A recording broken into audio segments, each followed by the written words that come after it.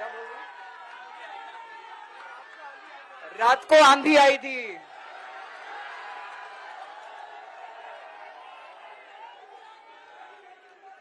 पिछले 20 घंटे में मैंने जो बातचीत करी है, कई बड़े बड़े एक्सपर्ट से बात की, चुनाव विश्लेषकों से बात की, सेफोलॉजिस्ट से बात की, जनता से बात की, फोन पे लोगों से।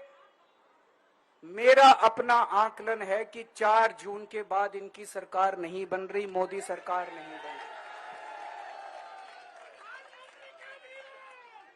दोस्तों, अगर मैं गलत हूं तो मेरे को बताना। हरियाणा में इनकी सीट कम हो रही है, राजस्थान में कम हो रही है, कर्नाटक में कम हो रही है, दिल्ली में कम हो रही है, बिहार में कम हो रही है, महाराष्ट्र में कम हो रही है, कर्नाटक में कम हो रही है, बंगाल में कम हो रही है, झारखंड में कम हो रही है। बढ़ कहां रही है? यूपी में कम हो रही है। बढ़ कहां रही है? बढ़ एक भी जगह इनकी सीटें नहीं बढ़ रही हैं। मेरा अपना मानना है, और सट्टा बाजार में भी वो जो चल रहा है, इनकी 220 से 230 के बीच में सीट आ रही है, उससे ज्यादा सीट नहीं आ रही। मोदी सरकार नहीं बन रही है, केंद्र में इंडिया गठबंधन की सरकार बन रही है।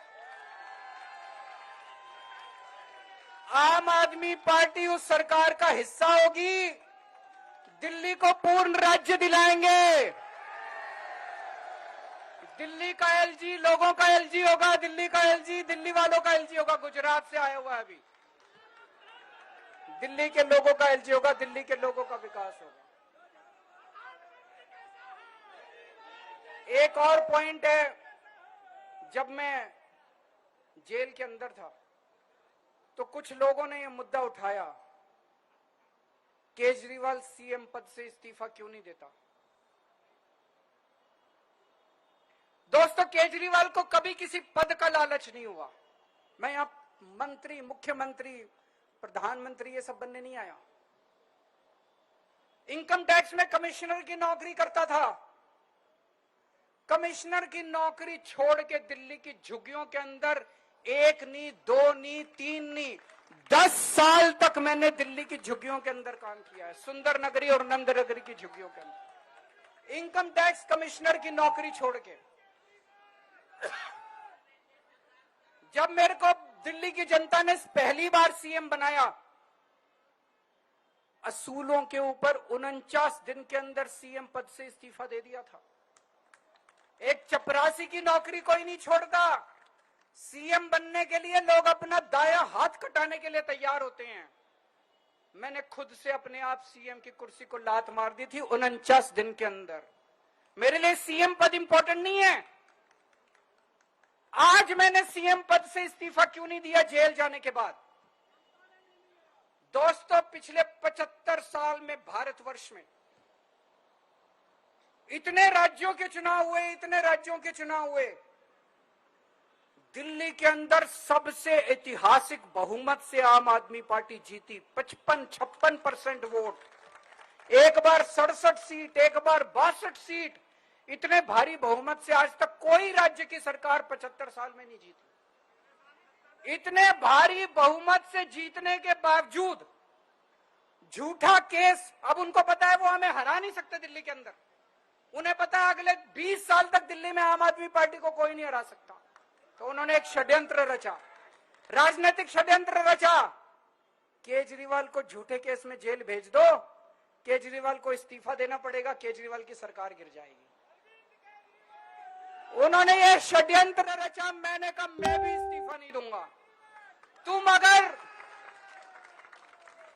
अगर जनतंत्र को जेल में कैद करोगे तो जनतंत्र जेल से चला के दिखाएंगे। दोस्तों, सरकार भी जेल से चला के दिखाएंगे। कतई इस्तीफा, तुम्हारे ट्रैप में फंसने वाले नहीं हम। ये अगर हेमंत सोरेन साहब को भी इस्तीफा नहीं देना चाहिए था, जेल से सरकार चलानी चाहिए थी। अगर हमने इस्तीफा दे दिया, ये तो बड़ा अच्छा इनके लिए। जिस राज्य के अंदर ये चुनाव हारेंगे उसके मुख्यमंत्री को पकड़ के जेल में डाल दो, सरकार गिरा दो। उसके मुख्यमंत्री को पकड़ के जेल में डाल दो, सरकार। आज मैं अगर दिल्ली की जेल के अंदर रह के दिल्ली की जेल से इस्तीफा नहीं दे रहा वो इस तानाशाही के खिलाफ संघर्ष कर रहा हूं, इसको समझ लेना आप लोग। केजरीवाल को किसी पद का लालच नहीं है। सीएम तो 100 सीएम की कुर्सी देश के नाम कुर्बान है दोस्तों। मुझे पता चला मेरे जेल जाने से बहुत लोग भावुक हुए, खासकर मेरी मां, बहनें, महिलाएं बहुत रोई, कईयों ने बहुत मन्नतें मांगी। मैं सबका बहुत बहुत शुक्रिया अदा करना चाहता हूं जिन लोगों ने अपनी दुआएं, करोड़ों करोड़ों लोगों ने अपनी दुआएं भेजी हैं। पूरी दुनिया भर से करोड़ों लोगों ने दुआएं भेजी। उन्हीं के आशीर्वाद का कमाल है कि आज मैं आप लोगों के बीच में हूं। आप लोग सब लोग सुखी रहें, देश खूब तरक्की करे, फले फूले, आप सब लोग खूब खुश रहें, ऐसी मेरी प्रभु से इच्छा है। भारत माता की। राष्ट्रगान के लिए अपने जगह पर सभी लोगों से आग्रह है कि खड़े हो जाएं प्लीज।